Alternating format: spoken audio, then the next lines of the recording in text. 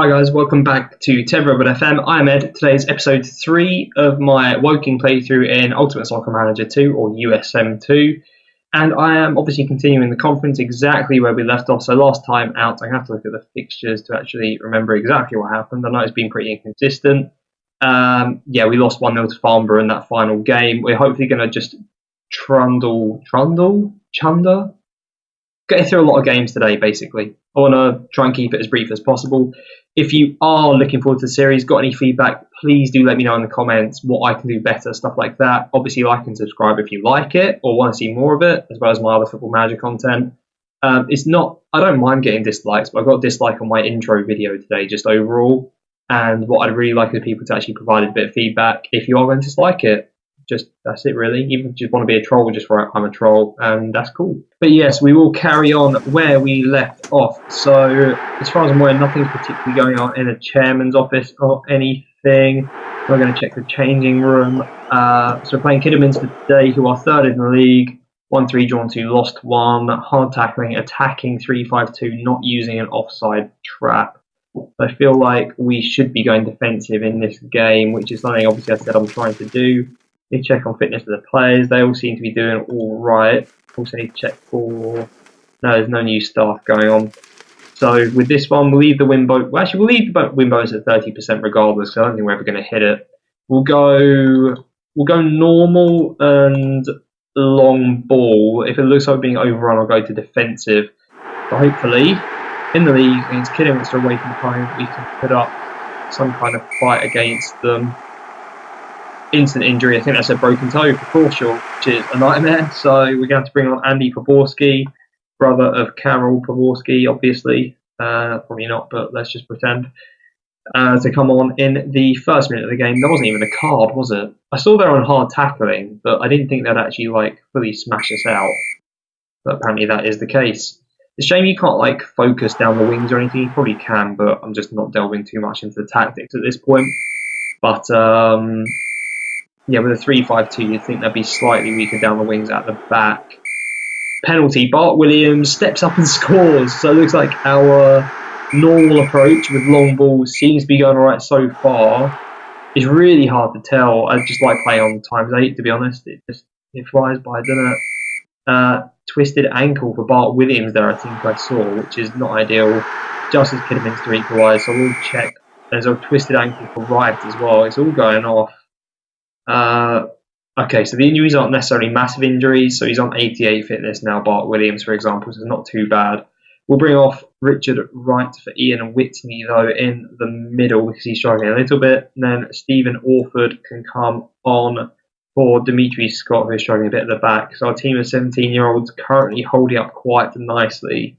We'd like to see some improvement in some of their stats, or attributes, I should be saying. But we're doing okay. We're drawing a lot more than I was drawing when I did my quick playthrough at the start to make sure I knew what I was doing. End of the game though, 37% possession, which is fine, and we got a few shots away, so happy days there. So we continue on. Newspaper article.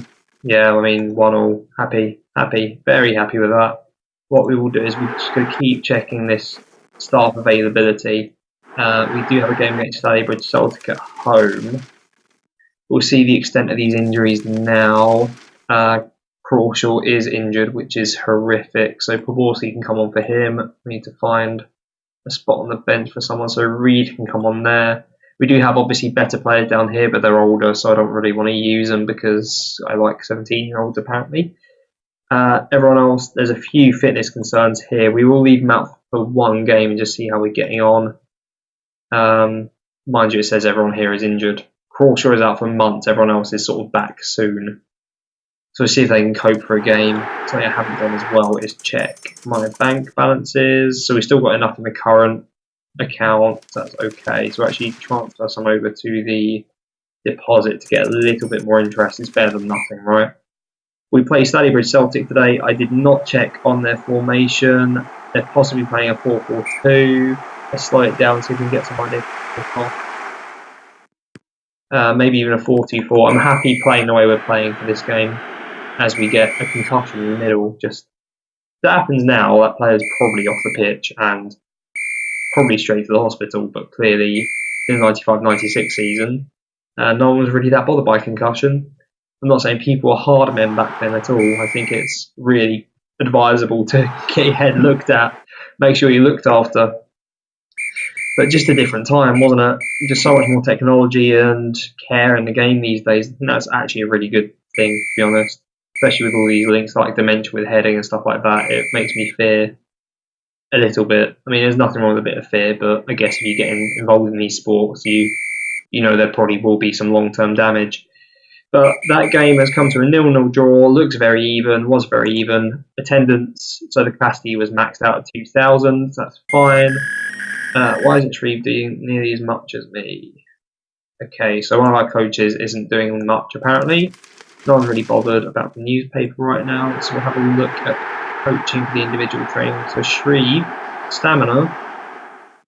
I mean, Shreve's doing quite a lot, to be completely honest. Don't know what your issue is. More stamina coaches, so we don't want that. League Cup no match, that's good. Gives us a chance to have a little bit of a rest, which is definitely needed for me.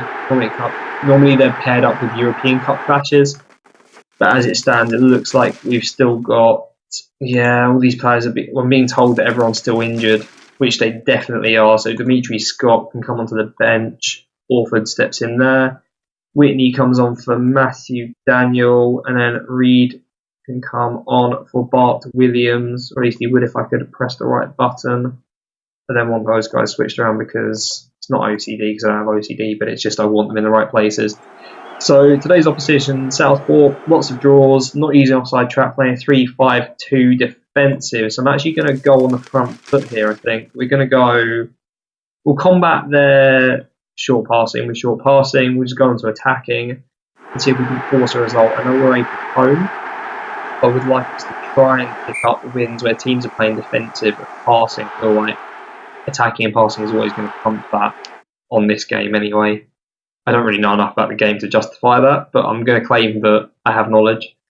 With that said, I've not seen him score many goals. I think it's something like 3 or 4 goals, and one of them is a penalty. So it's not a fantastic viewing for the Woking fans right now. Hopefully they'll forgive me. Nothing is happening here, and I've left it too late to change anything really. So 0-0. Another even game, and that's to be entirely expected with a team of 17-year-old players. No one's having a go at me in the media yet, which is nice. So happy days there. I think we are actually going to look at expanding the stadium. I know we're hemorrhaging money a little bit. I'm going to pull some money out the deposit account once I've upgraded. What do I want to do? Can I upgrade this? I want to upgrade a corner. Can I upgrade a corner? No, I can't. What about that one? Cost 250,000. Oh, with covers costs another 200k. Wow. Tell you what, I'm going to do that. We'll improve that. It's not going to let us do it. We need to pull the money out of the overdraft. Not the overdraft, sorry, the deposit account first, which makes complete sense. So move some money over to the current. Hopefully we can just get the fans in. That's the big thing. Is that improving? Did I click no? Oh, okay. So it gives you an option to like do loads of stands and then just click improve. So that's fine. So an extra 2,000 was that seats. So our stadium capacity will be 4,000, and hopefully we can just start getting some more of those guys through and start building our bank balance a bit. Because at the moment I'm worried. I didn't check the opposition instructions for this game. We're playing Welling. Welling are doing quite well.